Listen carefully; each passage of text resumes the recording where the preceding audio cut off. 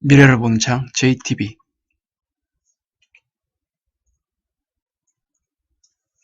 안녕하세요, 제이입니다. 이번 시간에는 터키 외환 문제로 관련돼서 국제 금융 상황을 한번 점검을 해보는 시간을 가지려고 합니다. 그리고 앞으로 있을 그 주요 이슈들에서 한번 체크해보고 여기서 만약에 어떤 문제로 인해서 더 심각하게 갈 수 있는지 그런 것들을 한번 살펴보도록 할게요. 일단 터키 외환 위기가 지금 이제 화두가 되고 있는데 결국 미국과 그 정치적인 문제로 발단이 됐습니다. 11번 영상에서 제가 러시아가 터키를 품었다 언급해드리면서 이제 터키가 미국과 그 무역 전쟁이 시작됐고 그리고 계속 이제 진행 중이었다고 말씀드렸잖아요. 그때 당시 관련 기사 내용이 올해 2월 달인가 그랬을 거예요. 이제 그 내용이 결국 이제 심화돼서 이번에 이제 문제가 터진 것 같아요. 일단 터키산 철강 관세가 이제 50%, 그리고 터키산 알루미늄 관세가 이제 20%로 하겠다고 이제 트럼프가 발표를 하면서 리라화가 이제 가치가 많이 훼손이 됐죠. 결국 이 관세는 기존에 이제 터키에 부여했던 관세 2배입니다. 원래는 이제 철강에는 25%, 그 알루미늄에는 10%였는데 이게 이제 2배가 됐거든요. 그래서 이 문제가 지금 결국 터키 자체만의 문제가 아니다 라고 해서 이제 유럽의 관련된 은행들 그리고 이로 인해서 전체적인 그 국제 금융 시장의 우려로 인해서 금요일 날 많은 그 시장들이 좀 빠졌어요. 그래서 지금 도대체 뭐가 문제인지 한번 설명을 해드릴게요. 일단 터키 은행이 기존에 이제 달러를 조달한 곳이 이제 크게 세 군데가 있었거든요. 세 군데 외에도 이제 몇 군데가 더 있는데 지금 비중이 큰 데는 이제 세 나라예요. 스페인의 그 은행과 프랑스 그리고 이탈리아 은행. 지금 이 표를 보시면은 그 2016년부터 2017년 이 부분 때 거의 빌린 돈이거든요.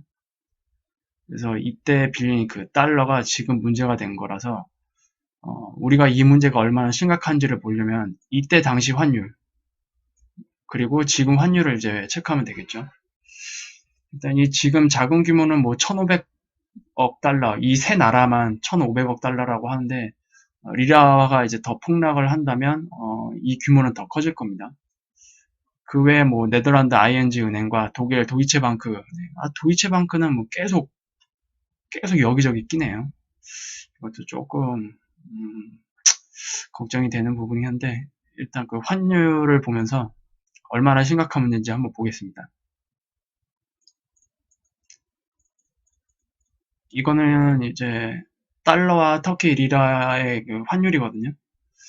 그 표에서 봤듯이 2016년에서 17년 바로 이때거든요. 이때 평균 가격은 거의 이 정도 부분인데 일단 제가 임의적으로 보수적으로 한 이 정도로 잡았어요. 평균. 이때부터 지금 제가 이 영상을 찍기 전에 잠깐 봤었는데 살짝 더 환율이 다시 반등을 했거든요. 그래서 퍼센트 차이로는 뭐 크게 이때랑 차이 나는 거 없어요. 이때부터 지금 이 환율만 보더라도 81.1%예요.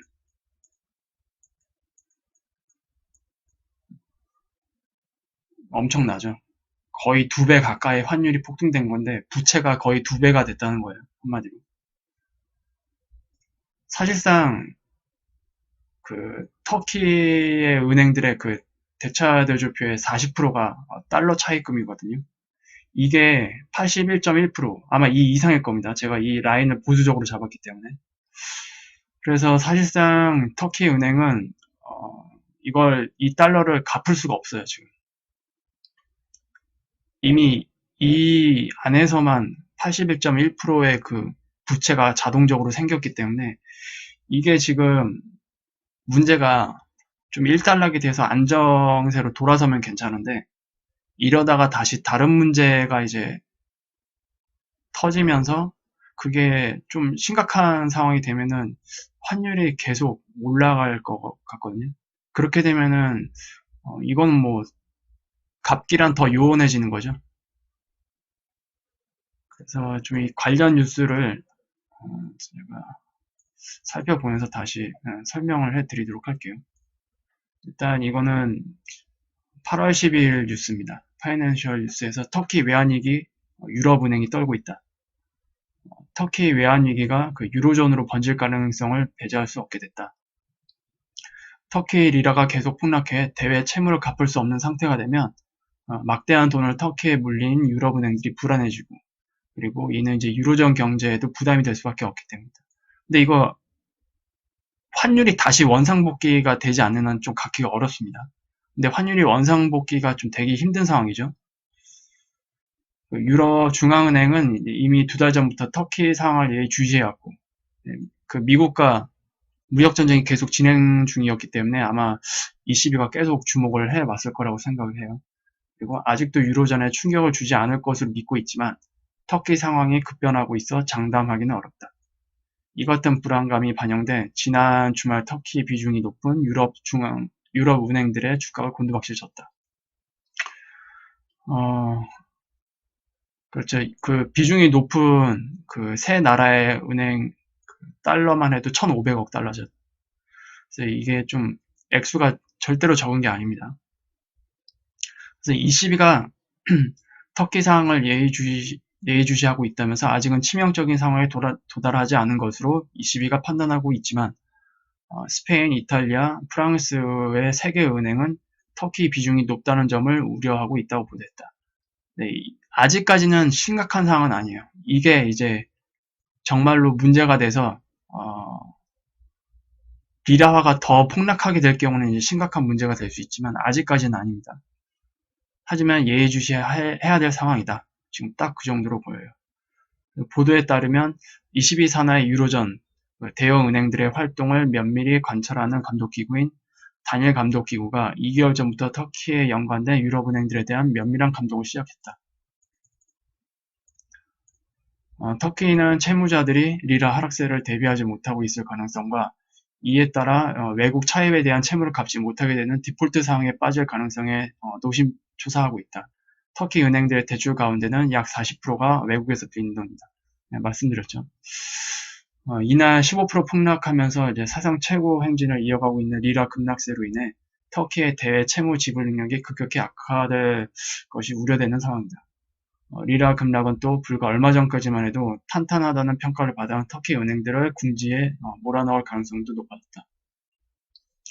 골드만삭스는 지난주 보고서에서 리라가 달러당 7.1리라까지 떨어지면 터키 은행들의 초과 자본 상당분이 잠식당할 수 있다고 경고했다.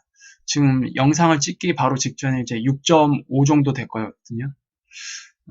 이게 지금 진정세로 계속 이어지면 괜찮은데 여기에 이제 다른 글로벌 이슈가 터지면 터키도 같이 영향을 받으면서 리라와 폭락이 좀 아마 가속도가 붙을 겁니다. 그걸 조심해야 돼요. 터키 재무부는 9일 시장의 우려는 과장됐다고 주장했다. 터키 은행들의 자본 구조와 대차 대조가 탄탄해 위기를 잘 헤쳐나갈 수 있다는 것이다. 뭐 제가 말씀드렸죠. 재무부나 이런 데는 좋은 얘기만 할 수밖에 없어요. 실제로 터키 은행들의 부실 대출 비율은 여전히 3%에 그치고 있다. 그러나 신용평가사 무디스는 터키 경제 악화를 이유로 부실 대출 비율이 증가할 것이라고 경고했다. 신흥시장 헤지펀드인 카르티카의 카탈레인 징골드 전문은 터키 은행 시스템에는 숨겨진 문제들이 상당할 것으로 생각하고 있다. 이거는 대부분 신흥 국가들이 다 가지고 있는 문제죠. 그 다음 내용 볼게요. 이제 유럽 은행들에 대한 내용이거든요. 터키 위기가 유럽으로 전염될 것이라는 우려는 위기가 심화하면서 함께 높아지고 있다. 유럽이 터키에 물린 돈은 상당하다. 국제결제은행에 따르면 터키 은행들과 외국 은행들의 터키 지점들이 해외에서 달러로 빌린 돈은 2006년 360억 달러에서 현재 1480억 달러로 늘었다. 또 유로로 빌린 돈은 1100억 유로에 이른다. 이 가운데 유로존 은행들의 빌린 돈은 1,500달러 규모가 넘는다. 스페인, 프랑스, 이탈리아 은행들이 특히 주요 전주 역할을 했다. 터키는 스페인 은행들의 833억 달러, 프랑스에는 384억 달러, 이탈리아는 170억 달러를 빚졌다. 높은 터키 노출 비중은 주가에 그대로 반영이 됐다. 이탈리아의 유니크레디트는 이날 5.6% 하락, 스페인 같은 경우는 5.5% 폭락, 프랑스 BNP는 4.3% 하락, 독일 도이체방크는 5.3%. 도이체방크는 이들 나라보다 비중이 높지 않은데도 5.3%나 급락했어요. 도이체방크가 가지고 있는 문제가 많기 때문에 도이체방크 같은 경우는 조금이라도 영향 있는 뉴스들이 나오면 그대로 바로 주가에 반영되는 것 같습니다. 그리고 유로에 대해 유로 달러도 거의 1% 가까이 하락했다. 리서치 업체 오토너머스는 그 스페인의 은행이 이제 터키 대출을 손실로 처리해야 할 경우 유형 자산의 13%를 털어내야 할 것으로 전망했다. 네덜란드는 9%, 이탈리아 유니크레딧은 8%, 프랑스 BNP는 3% 각각 상각 처리해야 할 것으로 예상했다. 이거는 이제 지금 기준이고요. 터키 문제가 심각해지면 이것도 같이 늘어나게 됩니다. 그게 문제인 거죠. 그래서 좀 차트를 보면서 또 관련 지표들을 좀 볼게요. 일단 터키 리라화에 대한 골드 시세입니다. 지금 보면은 이때가 이제 2018년 초거든요. 2018년 초에서 지금 대비하면 60%예요. 금값이 60%가 올랐어요. 올해만. 그때 그 리라화가 크게 폭락한 날, 그날까지는 이제 당일 80%까지 찍었는데 지금은 이제 60% 정도에 지금 유지를 하고 있습니다. 이것도 리라화가 이제 폭락을 하게 되면 금값은 아마 더 올라갈 거예요. 터키 같은 경우에. 평상시에 실물 자산의 보험을 들어놨던 이제 국민들 같은 경우에는 좀 많이 안정이 되겠죠. 금값이 60%가 올랐기 때문에 아마 해지가 어느 정도 됐을 겁니다. 그래서 이제 실물 자산이 이래서 중요한 거예요, 결국에. 그리고 이거는 이제 유로 달러 환율이에요. 지금 2017년부터 유로화가 이제 안정세로 이제 접어들었었거든요. 가치가 이렇게 올랐었는데 올해 되면서 많은 이제 그 무역 전쟁 관련해서 여기저기서 좀 우려가 되는 문제들이 나왔잖아요. 그러면서 유로화 달러도 같이 영향을 받았습니다. 문제는 지금 이제 하락 파동이 이런 식으로 5파동 형태로 떨어지고 있거든요. 5파동으로 떨어지게 되면은 이게 이제 충격 파동 형태가 되기 때문에 반등이 나오더라도 추가 하락이 이어질 가능성이 굉장히 높습니다. 일단 제가 지표상으로 봤을 때는 유로 FX 같은 경우에는 1차적으로 1.11880 이 부분까지는 하락을 계속할 것 같아요. 이 차트는 지금 어제 종가 기준입니다. 지금도 유로화는 계속 하락을 하고 있는데 여기까지는 최대한 내려올 것 같아요.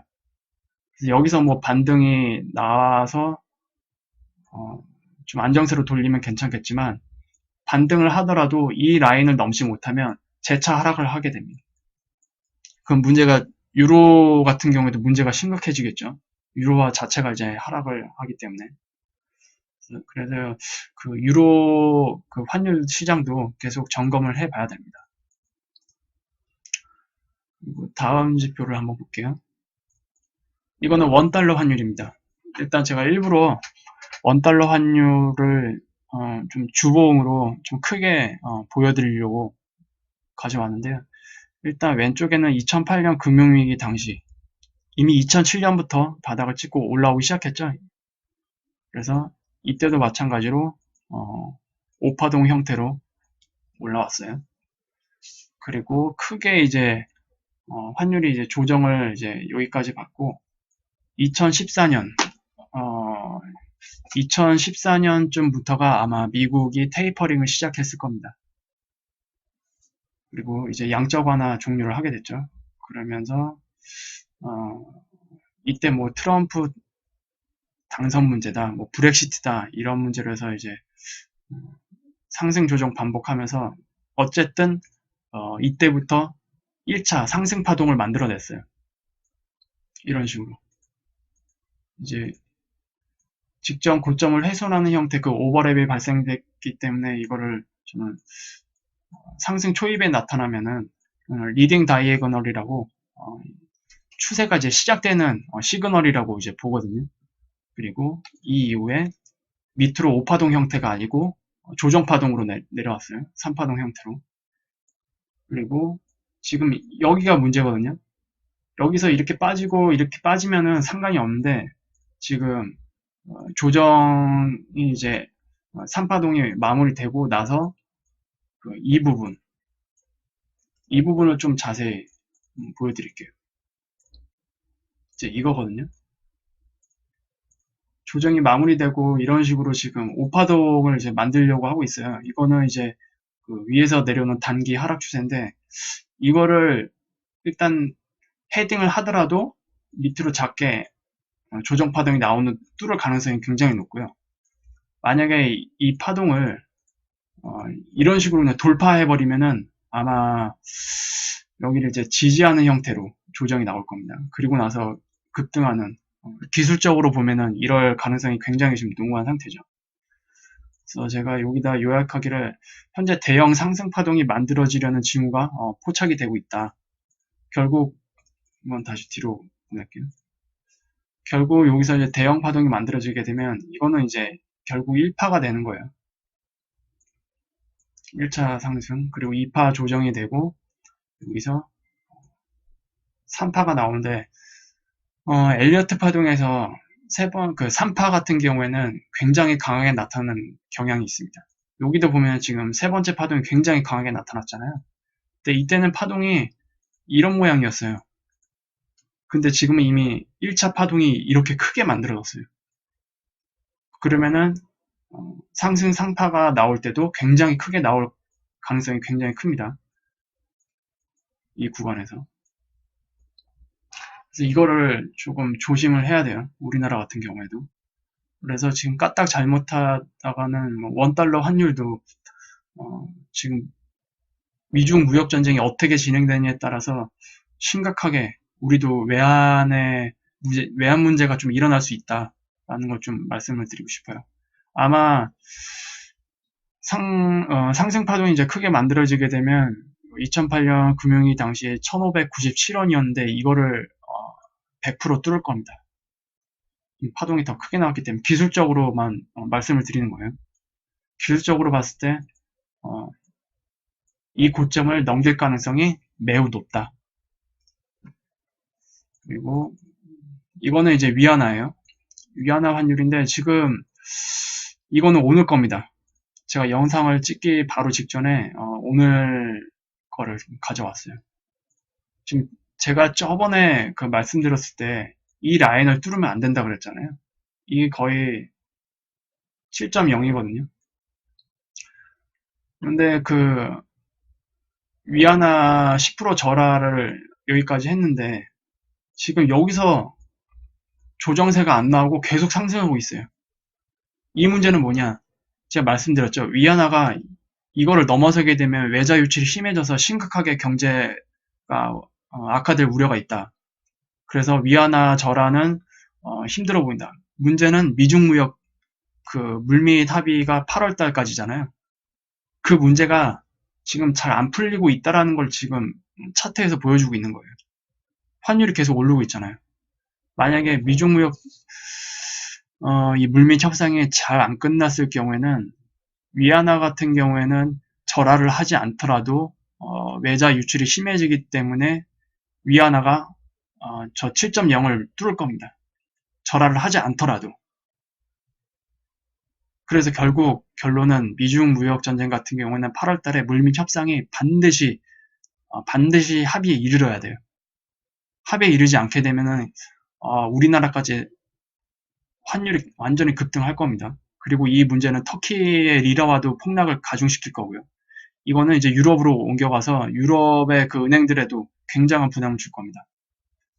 그래서 이 문제를 좀 잘 살펴볼 필요가 있어요.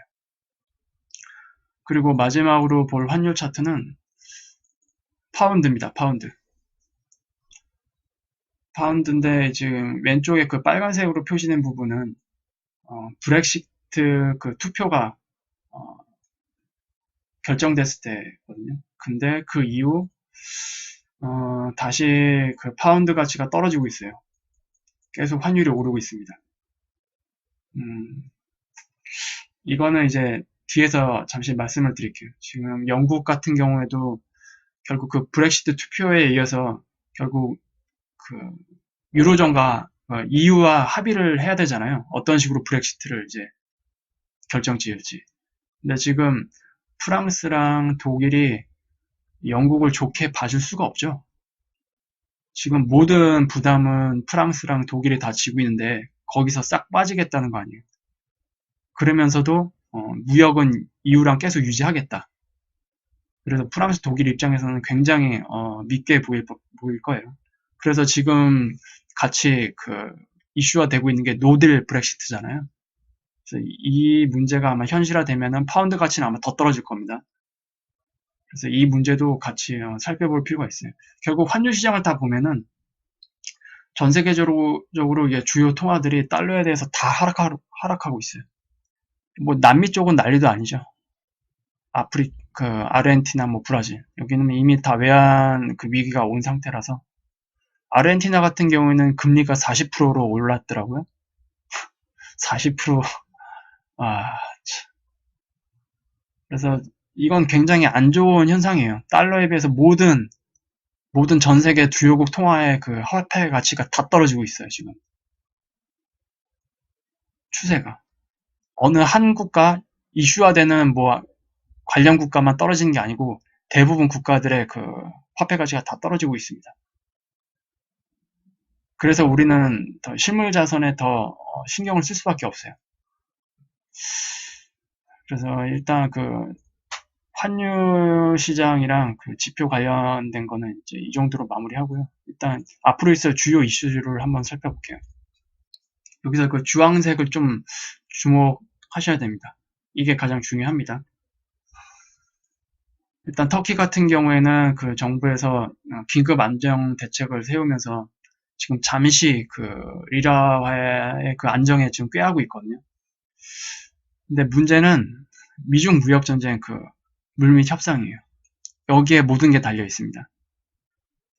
지금 엊그제 나온 기사로 보면은 2,500억 달러의 관세를 매긴다고 했는데 트럼프가 5천억 달러로 확대할 수도 있다고 얘기를 했어요. 5천억 달러라고 하면은 중국의 모든 물품에 관세를 부여하겠다는 얘기입니다. 굉장히 심각하죠. 그래서 지금 위안화가 환율이 계속 오르고 있어요. 그래서 어쨌든 8월 이게 지금 발효일이 9월 1일이거든요. 합의가 안 될 경우 8월까지 물밑 협상이 반드시 이루어져야 되고 합의가 안 될 경우에는 터키 당연히 문제 심각해집니다. 그리고 터키, 이란, 중국, 러시아 결집하는 그 모양새로 갈 확률이 굉장히 높아요. 이게 합의가 안 될 경우. 그렇게 되면은 미국 입장에서는 이 나라들을 정말로 죽여버리려고 하겠죠. 이 나라들을. 완전 반미로 똘똘 뭉치게 되는 그런 형국이니까. 그렇게 되면 갈등도 더 심해질 거고요. 그래서 이 문제는 결국 유로존까지 옮겨 붙을 거고요. 그리고 터키도 더 심각해질 거기 때문에 그 터키 관련 그 유럽 은행들 당연히 심각한 영향을 받을 겁니다.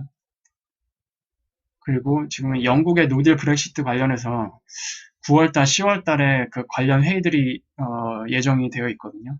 여기에도 이 문제도 지금 잘 안 풀리게 되면 이게 다 꼬여버려요. 유로존. 이게 다 하나로 뭉친다고요. 그 금융시장에서 한 개의 악재는 자체적으로 소화를 합니다. 대부분.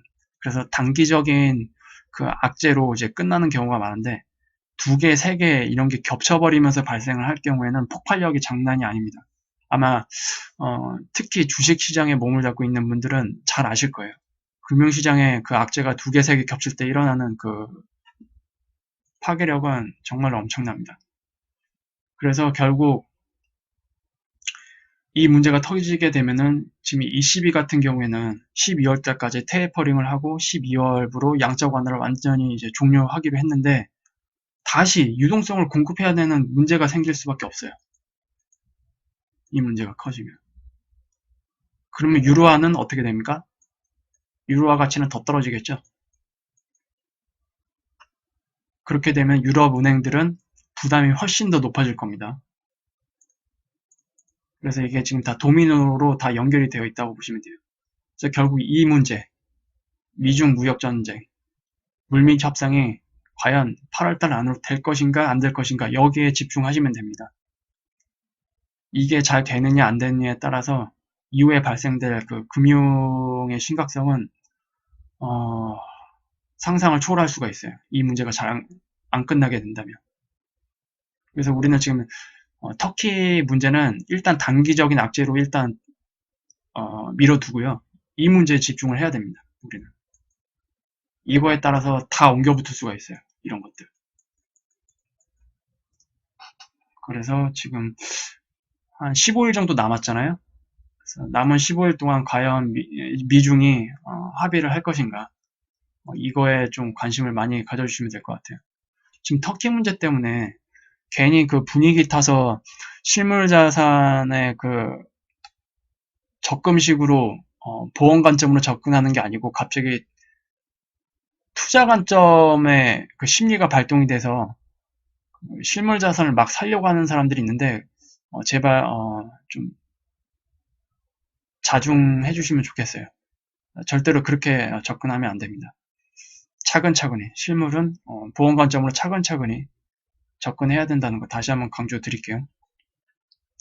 그래서 아까 그 노딜 브렉시트 이슈 관련해서 모르시는 분들이 있을 텐데 요거는 잠깐 기사로만 간단하게 언급하고 지나갈게요. 요거는 8월 14일 어제 뉴스입니다. 그 노딜 브렉시트 가능성에 파운드와 같이 추가 하락 우려. 달러 강세, 이른바 노딜 브렉시트 우려 등으로 영국 파운드화 가치가 계속 떨어지고 있다. 13일 로이터 통신에 따르면 이날 파운드 달러 환율은 1.277달러를 기록했다. 13개월 만에 최저치를 이제 기록했던 지난 1.272달러보다 소폭 높은 수준을 나타냈다. 영국이 아무런 미래 관계를 구축하지 못한 채 최대 교역 상대인 유럽연합을 떠나는 노딜 브렉시트 우려가 커지고 있기 때문이다. 마크 가니 영란은행 총재, 리안 폭스 무역부 장관 등이 이달 들어 노딜 브렉시트 가능성이 커지고 있다는 언급을 내놓으면서 파운드 가치 하락을 부채질했다. 카니 총재는 이달 초 공영 BBC 라디오와의 인터뷰에서 노딜 브렉시트 가능성이 지금 단계에서 거북할 정도는 높다고 말했고, 폭스 장관 역시 최근 노딜 브렉시트 가능성이 60%라고 전망을 했다. 아울러 터키 리라화 가치가 폭락을 하면서 투자자들이 다른 통화보다 안전자산인 달러화 선호 현상을 보이는 점도 파운드화가 약세해 보이고 있는 배경 중의 하나로 꼽힌다. 소시에테 제너럴의 그 애널리스트인 가이 스테아는 노딜 브렉시트와 관련된 불확실성이 파운드화를 계속 짓누를 것으로 보인다. 투자자들은 브렉시트와 관련된 명확성이 조금 더 확보되기 전까지는 계속 의심스러운 모습을 보일 것이라고 분석했다. 시장에서는 오늘 9월과 10월 각각 예정된 EU 정상회의, 10월 영국 집권 보수당 전당대회 등 정치 이벤트가 변수가 될 것으로 내다봤다. 일각에서는 영국이 EU와 합의에 도달하지 못하면 파운드 가치가 추가적으로 10% 하락할 수 있다는 전망을 내놓고 있다. 그래서 지금 노딜 브렉시트 문제도 지켜봐야 됩니다. 하지만 미중 무역 전쟁 이것부터 한번 계속 집중해서 체크해 볼게요. 마지막으로 지금 달러 인덱스 관련해서 질문을 해주시고 있으신 분들이 계속 늘어나고 있어요. 그래서 일단 달러 인덱스를 잠깐만 볼게요. 일단 달러 같은 경우에는 2017년부터 금리 인상을 시작했습니다. 본격적으로. 근데 이때 어땠어요? 오파동 하락 마무리 시키면서 하락세였단 말이에요. 2017년 동안 계속 하락했어요. 결국 뭐예요? 금리 인상 때문에 달러 인덱스가 오르는 게 아니에요, 지금. 앞에 나왔던 그 뉴스들에서도 있지만, 지금 무역전쟁 문제와 각종 그 금융에 대한 그 부정적인 이슈 때문에 달러 선호 현상이 강해지고 있고, 그런 심리가 또 발동이 되면서 계속 달러를 이제 강하게 만드는 그 원동력이 되고 있어요. 그리고 거기에 금리 인상 정책이 이제 부채질을 하는 그런 형국이거든요. 그래서 어쨌든 미국은 이제 긴축을 시작을 했기 때문에 당분간 그 미국을 제외한 다른 나라 통화들이 계속 화폐 가치가 떨어지고 있다고 했잖아요. 그러면 달러 인덱스는 계속 올라갈 수밖에 없을 겁니다. 일단 그 파동상으로는